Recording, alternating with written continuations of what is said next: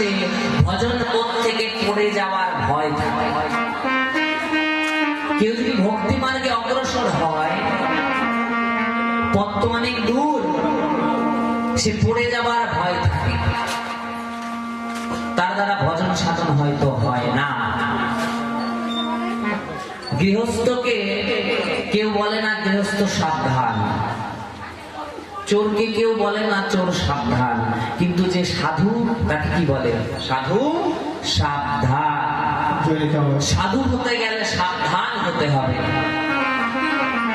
সাধু সাবধান কেন? বৈষ্ণবে হয় যদি কিঞ্চিত অপরাধ, মহা মহা ভজন হতে সে পড়ে যাবে বা।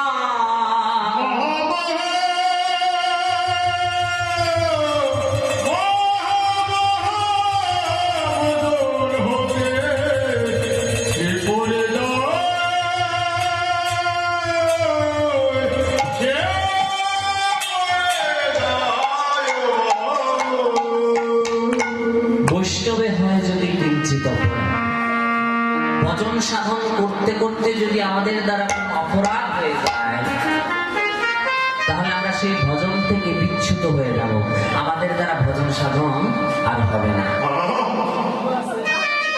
তাই অপরাধ যাতে কারো না হয়, এই দিকে সবার খুব নজর দেওয়া প্রয়োজন। বৈষ্ণব অপরাধ খুব ভয়ঙ্কর জিনিস। অন্য অপরাধ করলে হয়তো মার্জনা হতে পারে, কিন্তু কেউ যদি বৈষ্ণব অপরাধ করে, সে অপরাধের মার্জনা হয় না। শ্রী গৌর হরি শ্রীবাস আঙ্গনে রোজ রোজ রাত্রিবেলা